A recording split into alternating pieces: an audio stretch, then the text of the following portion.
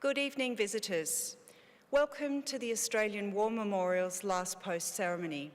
My name is Emily Hiles, and joining us today from the Royal Australian Navy is Acting Sub-Lieutenant Kai Pham. This evening, we're honoured to acknowledge Mr. Nick Rasmussen, Senior Security Fellow, McCain Institute for International Leadership. We also warmly welcome the Australian Defence College Joint Warrant Officers Course delegation and representatives from the Bowral RSL sub-branch.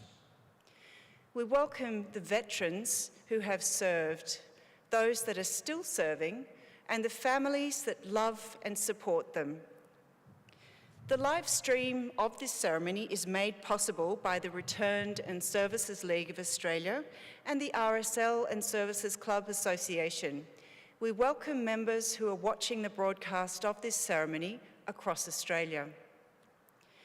During this evening's ceremony, wreaths will be laid at the base of the pool of reflection by visitors to the memorial and students on behalf of St James Primary School from Muswellbrook, New South Wales. If you're able, please stand and join in singing the national anthem.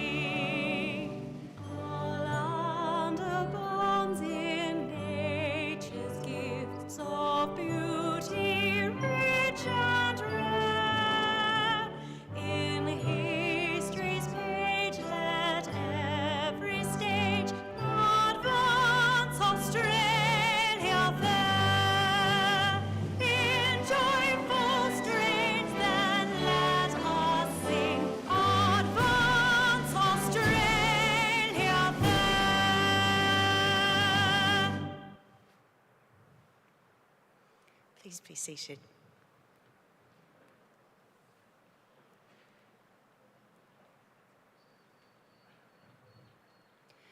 The Australian War Memorial was the vision of Charles Bean, Australia's First World War official historian.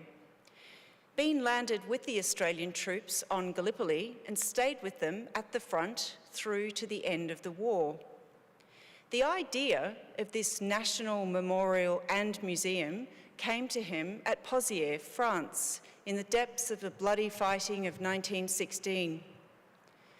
Bean's idea was that this would be a place where family and friends could mourn loved ones buried in faraway places. It would also be a place that could help all Australians understand what these men and women had endured and what they had done for us. Bean's vision, to which we remain true, is best expressed as inscribed in the entrance to the memorial's galleries. Here is their spirit, in the heart of the land they loved. And here we guard the record which they themselves made. Tonight, we will read the story behind just one of those on the Roll of Honour, which lists the names of more than 103,000 men and women who have given their lives for us in war and on operations for more than a century. But first, we present a lament, flowers of the forest. Wreaths and floral tributes will now be laid at the base of the pool of reflection.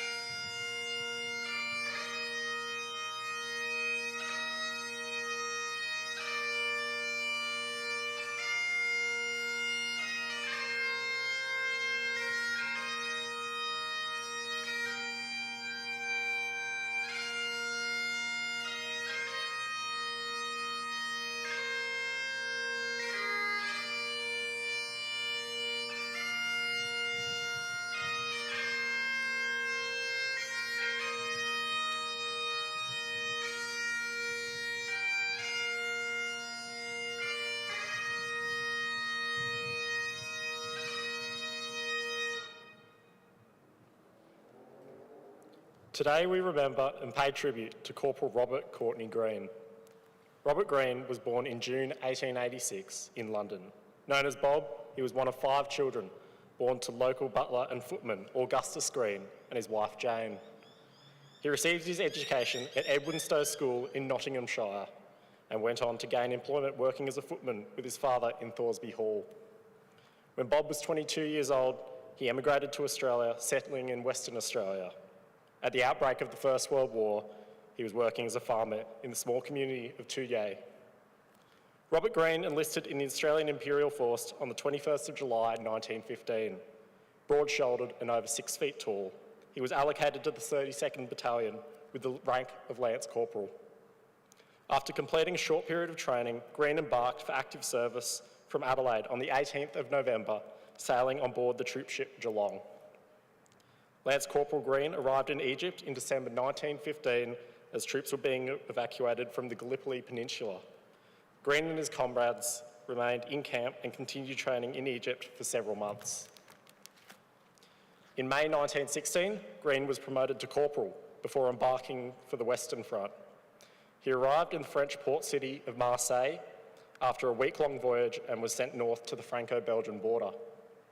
Once the site of bitter fighting, this now comparatively quiet area of the front became known as the nursery sector, with new troops being introduced to the rigours of trench warfare.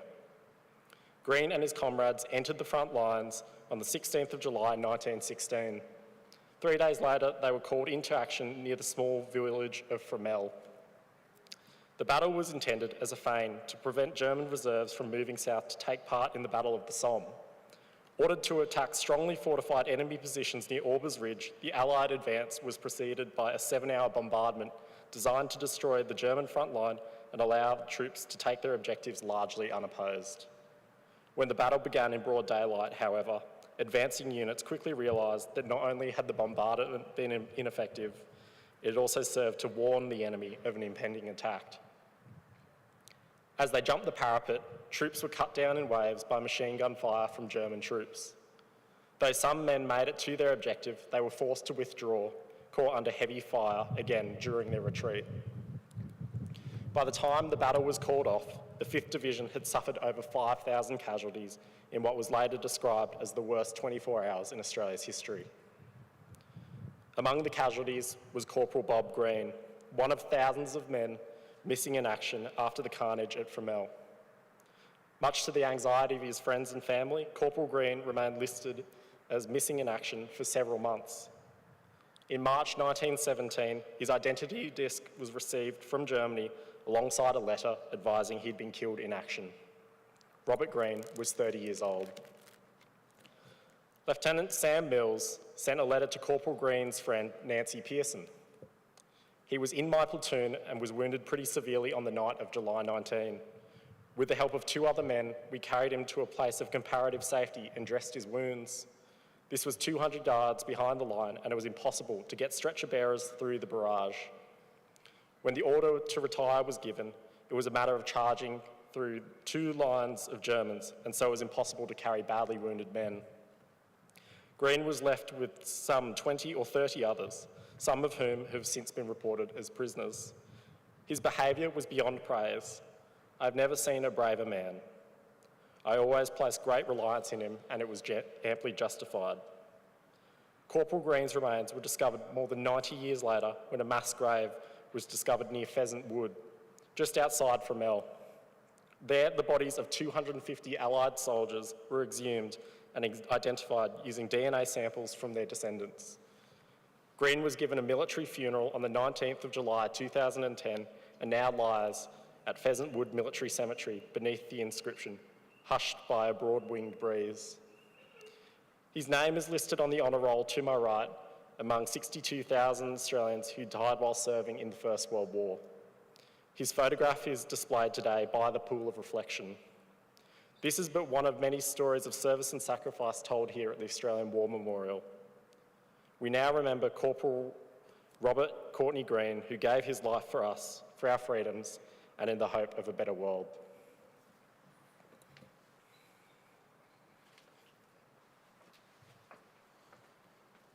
Please stand for the reading of the Ode and the sounding of the last post.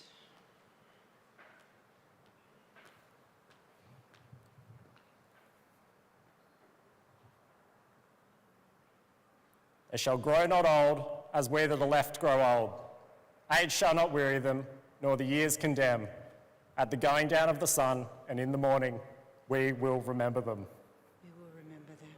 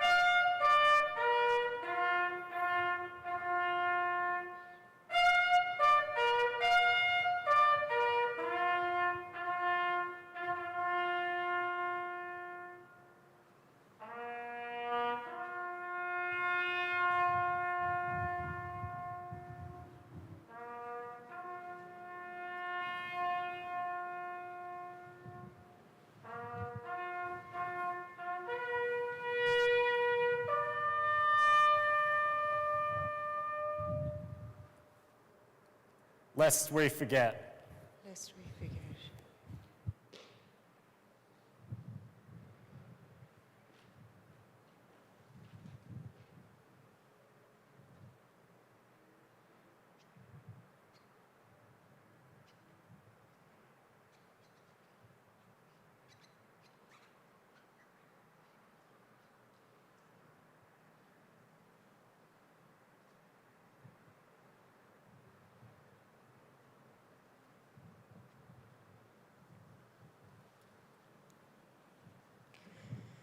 We leave you this evening with the words of the memorial's founder, Charles Bean. Many a man lying out there at Pozières or in the low scrub at Gallipoli, with his poor, tired senses barely working through the fever of his brain, has thought in his last moments, well, it's over. But in Australia, they will be proud of this. Ladies and gentlemen, that concludes the last post ceremony. On behalf of our director, staff and volunteers, thank you for visiting the Australian War Memorial today and for your continued support of the Memorial's development project. We wish you all a very pleasant evening.